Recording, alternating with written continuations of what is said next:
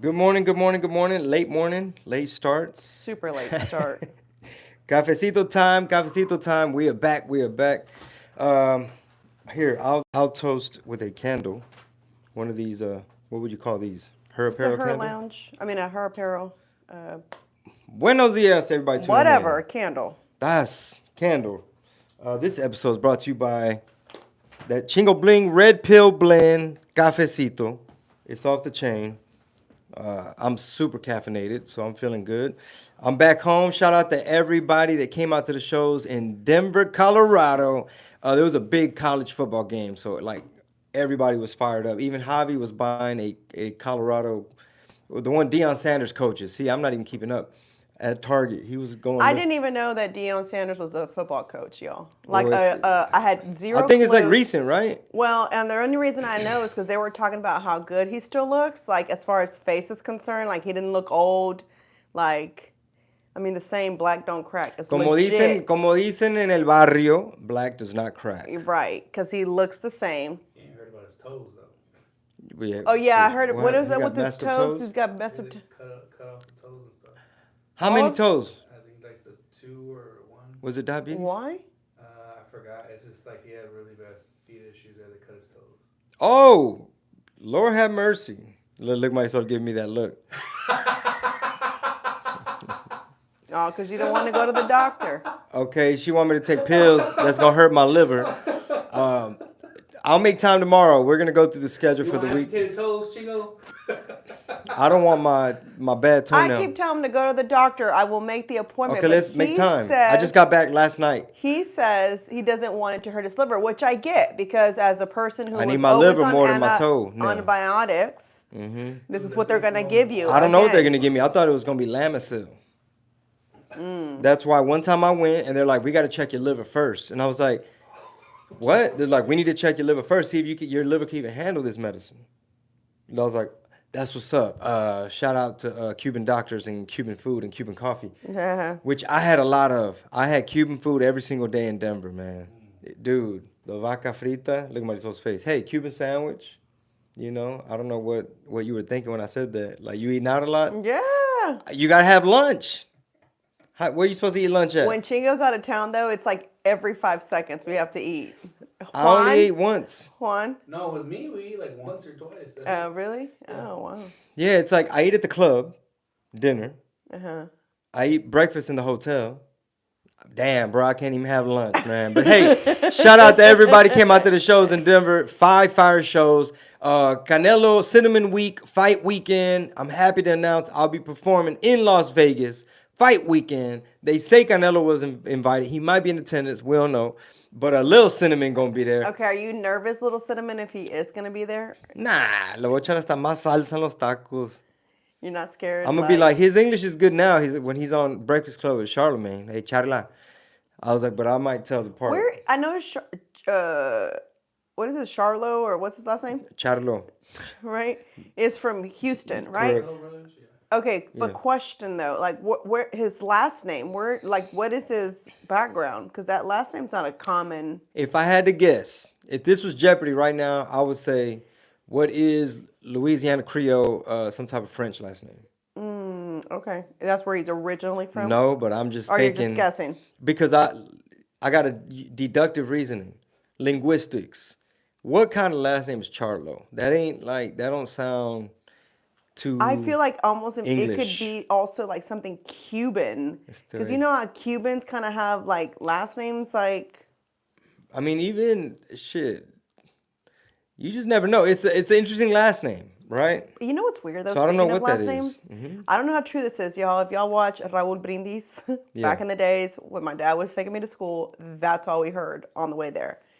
He said though, if you have a last name, which a lot of us do, that ends with like an EZ, right? Like Hernandez, Martinez, Gonzalez, all those that end with that like EZ or ES type thing, you were actually owned by the person that the name starts with. So if you were Martinez, a man named Martin Owned you. So you were like property of Martin. My question is this though.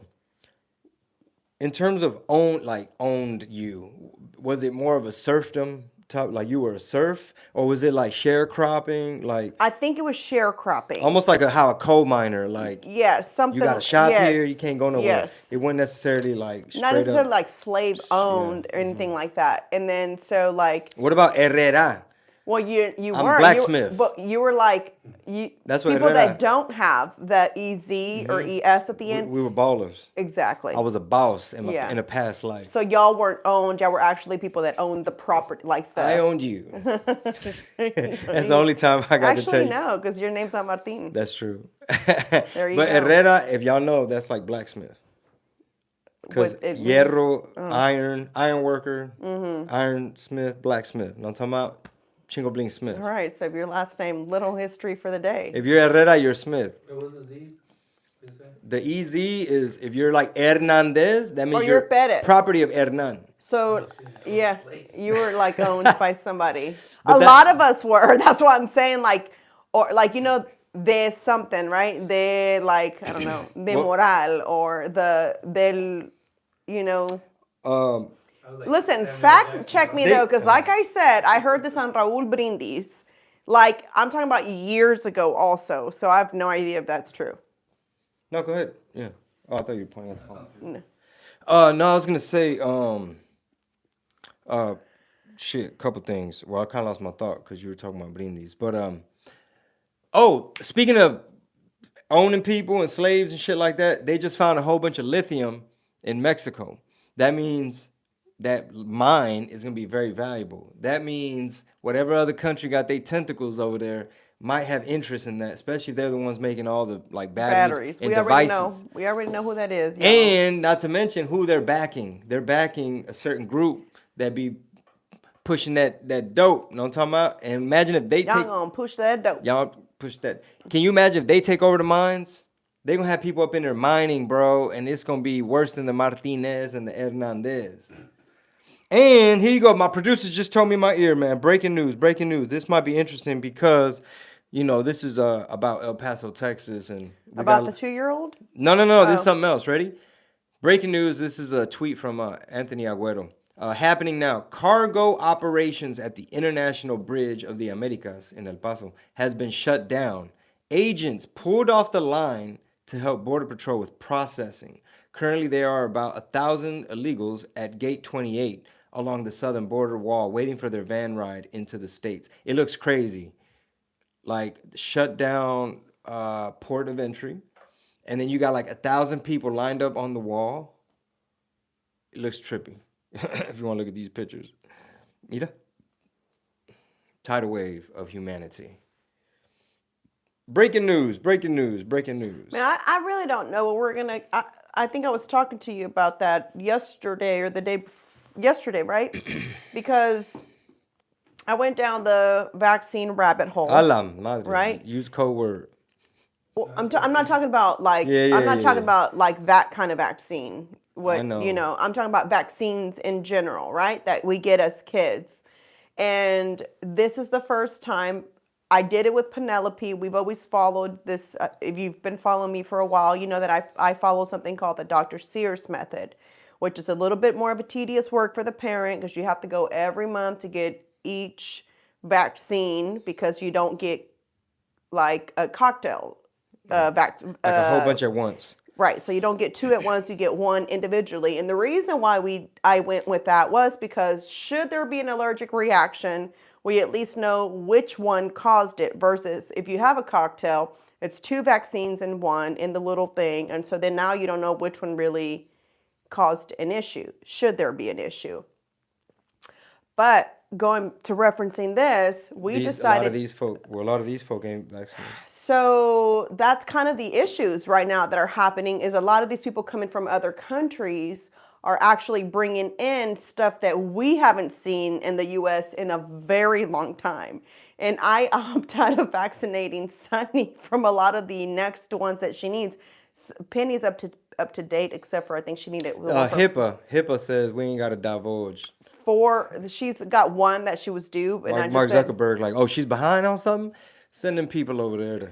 So anyway, long story short, it's interesting because should these diseases come back to happen again and you can catch it. That's kind of some scary Not shit. to mention like Skid Row, like out there in LA, where it's like a high concentration community of people that's living on the street. That they said they done found like trippy diseases, like bubonic plague, like like Black Plague, like old. I was supposed to wait. When was that like last heard of? I mean, I don't know the exact years. If it was I think it was in a book that I studied or something, right? I don't know if it was like, oh, it was back in the 1800s or something. I don't remember. Talking, I'm gonna look it up because it's pretty back there.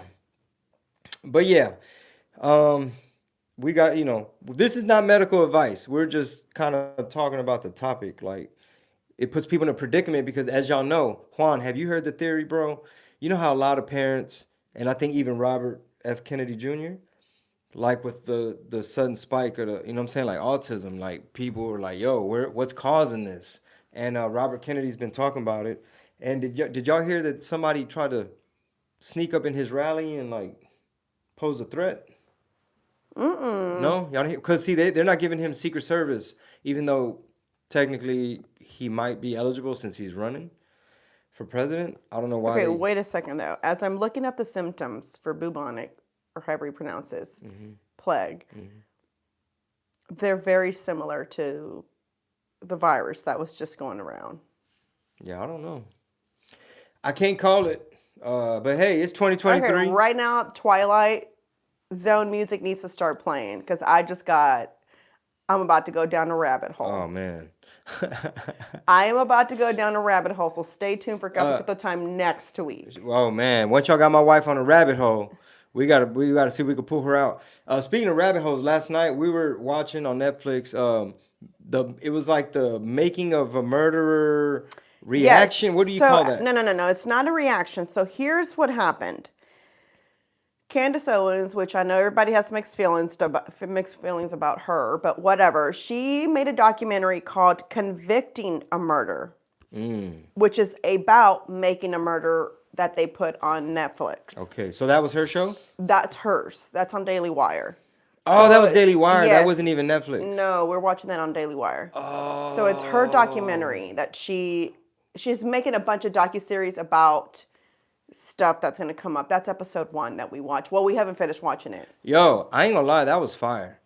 I thought it was Netflix. No, it's actually so for those that don't know, Juan, have you heard of Making a Murderer, the series on Netflix? I've heard of it. So basically, long story short, it was kind of like a documentary showing the plight of this man who was, some people thought was innocent, some people thought he wasn't. Where he had first got off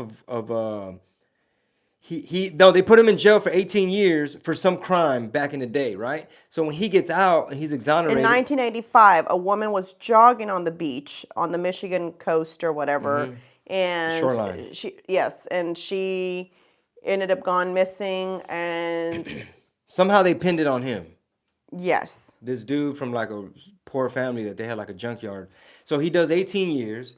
DNA exonerates him. He comes out. He was wrongly identified. So the lady said that that's him right there. But then DNA exonerated him. So all 18 years he's in there like, bro, I didn't even do nothing. And he missed out with his wife and kids. He had like 5 kids.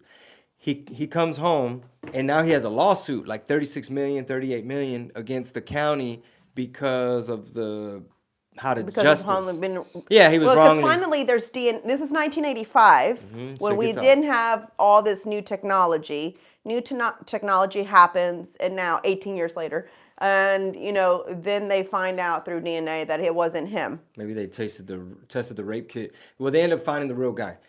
So anyway, now he has a lawsuit against the county for that injustice. Correct. And it's like 36 million. So then all of a sudden, a lady photographer that was taking a picture of a car on his property, she leaves his property. No. She's the one that goes missing. Well, she ends up dead, right? Yes. So this other lady ends up dead, and everyone's like, oh, guess who's the suspect? The guy from the thing. What happened was one of the people looking for her that was on the search team. In 30 minutes, she found the car. Yeah. Oh, what a coincidence. In a lot next door. Exactly. And so she calls and is like, hey, we found that car that belonged to blah, blah, blah, blah, blah. And we think it's here. And it's covered up with all these like wood and blah, blah, blah. So long story short, the Making of a Murderer series, people got really into it because as they were watching the documentary, they're like, yo, they framed this dude. Like, none of this makes sense. And people started protesting about it. Like, you know, they did it again to him. The trippy part, y'all, was that because his blood was in the labs vehicle. from from the previous testing that they had done, which found him innocent. These cops went in and took a little scraping of it to put it in the vehicle. And then planted the keys to her car After the 7th search. Exactly. And it was the cops that were doing all the investigating were the same ones that were going to be deposed for the $36 million, the first case. So long story short, it was like a failure of justice.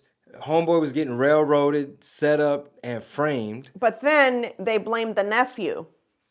They interrogated the nephew who were like, what? No, they're like cognitively. He has autism. Is that what it was? Mm-hmm. So basically, they kind of hypnotized him into saying like, yeah, you were there, right? You and your uncle killed the little girl. And he's like, maybe after hours of like putting it in his head, he's like, okay, yeah. And then he's like, they're feeding him the answers. So boom, they use that against Homeboy. And that's where we are right now. So we don't know yet. But this the Candace Owens one that we're watching is almost like showing how many people were upset by watching the miscarriage of justice and basically like covering the people that got obsessed with it, got into it, were either on his side, like just fighting online saying, y'all are in a cult, Homeboy's clearly guilty, his own nephew even confessed, and that whole thing. So it was like interesting. And then Trevor Noah from the Comedy Central show, the little political show, where his take on it was like, all of a sudden white people are like, oh, they can plant evidence? Oh, duh, you know? So, making jokes. Yeah, like making jokes of like, basically like, yeah, there's lots of problems sometimes. Like you could get railroaded. And I guess some people are looking at it like, it don't discriminate. Anybody could get it. Like he had no privilege. And then when they asked that lady who took the pictures if like she felt bad, like I'm sorry, the one that found the car in 30 minutes. Yeah. How'd you find it so fast? It's 4,000 cars. Yeah, it's like so many cars. When they zoom out and they show the amount like, of cars, how'd you do a beeline over to like that how fence? did you just happen to go there? It was so crazy. And she was like, well, you know, the Lord took us there. Yeah, I guess the Lord guided us. I was like, how about that? So Sol, are you ready for Vegas? I am. You just want to sleep in? I'm not gonna lie. I want to be unbothered. Today it was chaotic. I am guilty. I am the one that keeps the schedule. So this is why I have to take fault. That's why it's Cafecito damn near noontime. Because my alarm went off and I must have hit stop instead of snooze. And Penny is the one that came and said, hey, Mom, don't I have school today? She's like, y'all was watching Making a Murderer last night. And I turned it off early. I said to myself, I'm not doing this. Like, I'm going to bed. And it was, which is early for us, and you know that, it was 11. And I said, I'm bouncing. I am not staying up past 11. I'm tired. Good job, Sword. So I like that. Like, I'm By going. then, I had already kind of turned and was you just watched listening. as much as I did, because... Yeah, but I would like resting my eyes and I'd have one ear open. Oh. I had my good ear out. Yeah, that's when I said I'm turning off the TV because I didn't know if you were still watching. That's when I said I'm turning it off. I'm going to bed. How excited are you gonna be if you get to meet Tiffany Haddish and Michael Blackson and all these Big Boy and? I think Tiffany Haddish and I could be friends. Okay. How Personally. Y'all gonna exchange phone numbers? Like, yeah, girl. I don't know. I mean, I thought me and Lunel were gonna be friends, but that didn't happen. Was it because she texted? I have her phone number, Was she, and it was she like, texted oh, we're George totally Lopez. going to be friends. No, and what happened was she texted like, George Lopez. She's like, hey, I'm here with Chingo Bling. And then after that... we are not friends. You better not hang with Chingo Bling. Yeah. But Marisol was telling me this interesting story about, you saw on those documentaries you like, the interview, Soft White Underbelly, of a lawyer who says she making more money when she signed up to OF. And people are going to ask, what are OF? They know what OF is. This is daytime television. Well, here, check this out. So if you've never watched Soft White Underbelly, you've got to go on YouTube. And I swear to you, as much as I talk about this man's mini documentaries or whatever you want to call these videos, He needs to pay me because I like legit watch him all the time. And he does such a good job of curating stories of individuals. You know what I'm saying? Of like different things. I mean, he had a guy who was a firefighter, which I haven't finished. It was a 2-part interview that was actually like he was the one that was going in there and trying to save people and so forth. I've read these crazy stories here lately because I went down that rabbit hole about people who are now talking about that 9/11 situation. Like they're finding people that helped each other, right? Like during that time, like, oh, come in here, like, oh, like let's be safe here, right? Like just find a safe place here with me. And then they never saw that person again, right? Because now everything cleared out, so now they're trying to go home and figure out what happened. Those people are like finding each other all these years later, like, oh shit, you were the guy that helped me, like, you know what I'm saying? So I've been reading a lot of those stories. I'm not really sure why. I saw one story about that. It was about a gentleman who worked in one of the buildings, and that, because I don't know if y'all remember, they had tried to attack those towers from the basement, like some other group, like years prior. But that's why Biggie wasn't alive when 9/11 happened. But in his lyrics, he said, "Blow up like the World Trade Bomb Center, the opposite of when you know what I mean." That was because that was a previous attempt where they exploded some shit. So anyway, there's a story of a man who had a bullhorn. He was like a manager at one of the companies, one of the offices, and he, I guess after the first attempt, he was like, we have to be ready. So he was from some country, and he would like sing some music from that country as like, we're doing a drill, like everybody out to keep people calm. He's singing the thing. So when it went down, they had been telling him like, no, y'all need to stay where y'all at. Like they were telling him stuff like that. So he disobeyed and went to his drill, sang the songs to keep people calm, got everybody out, and he went back up to get like the last couple people, and that was it. But he like called his wife and was like, "Hey, just letting you know what's going on, but like but also I'm happier than I've ever been. Like I'm good, don't worry, type of thing. Like we got a plan." And sure enough, he like disobeyed orders and saved a ton of people. Wow. Well, I read a story about a guy who was breaking up with a girl, and the girl goes to work, right? And so then he is like there after because he didn't go to work as early as she did. She had a roommate that was there or a friend. One of the roommates had a friend there visiting, right? And so that's a story of how they helped each other out. They didn't know each other. This was a boyfriend that would spend the night. And this was a friend of one of the roommates who was there, and she was heading out to the airport. She couldn't leave because of all that had happened, and he was there. And so they basically were like each other's comfort until they figured out what was going on. And so they're kind of reunited. And it's funny because the girl who he was dating at the time, they kind of had a chit chat going on, and so he was on the verge of they had just broken up. He said he didn't remember that part because now he's married and she's married. They've gone their separate ways. But you know, she was talking about like, yeah, we broke up that night, and you know, the funny thing was, it was like, you know, like it's too late for you to go home, just stay here. And it was like, okay, I'll sleep on the couch because they had just decided to break up, and so it was kind of one of those things, which was really weird, you know. But anyway, why did I say that? I was telling, stories on Soft White Underbelly. So this one, the girl's very pretty. She's also Persian, comes from money. Oh, yeah, we might have to save this one for next week because we're about to go into the lawyer thing.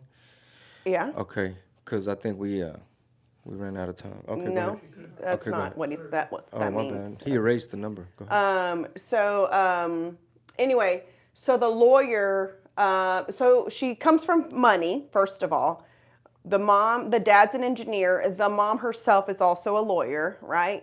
She is super duper good in school, like always has been like top of her class, graduated top 10, like super smart. She said school comes like way too easy for her, you know what I'm saying? So it was really never much of a challenge. She really, she said mom was always at work because she's a lawyer, and the type of lawyer I guess that she was required for her to be gone a lot. So dad did a lot of the taken to dance class, taken to gymnastics, piano, cooking. He was really more mom because he had more of the 9 to 5 type of work, you know? And so she said there's nothing like, there's no daddy issues. She's daddy's girl. There's none of that. And so she's now gone into law school. She said she took the, what is it called, LSAT or whatever. And she said she took it just to see, well, I guess, let me figure out what I'm going to do with my life. My parents want me to become a lawyer. I guess I'll try this shit. And so she's like, I just took it. She goes, I think I studied like the day, like for that week. And then I took it that weekend, the test, and she passed it like nothing.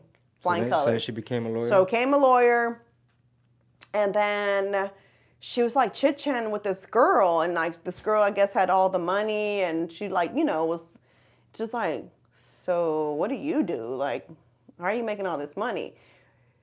Her thing was like she never really wanted to like do the 9-to-5 thing. She's like thought it was stupid to be like just I guess tied down to a 9-to-5 situation or to be working for anybody else, which I don't know why you just couldn't start a business, right? But I guess this is her business because she started to do these things on OnlyFans and she started showing off her like body. It started off with that.